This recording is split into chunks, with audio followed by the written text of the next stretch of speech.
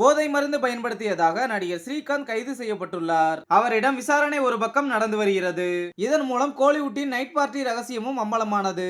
ஆனால் இப்போது திருப்பூர் இளம்பெண், திருப்புவனம் இளைஞர் என அடுத்தடுத்த மரண செய்திகள் மீடியாவை ஆக்கிரமித்து விட்டது. இதனால் இந்த போதை மருந்து விவகாரம் பின்தங்கி இருக்கிறது.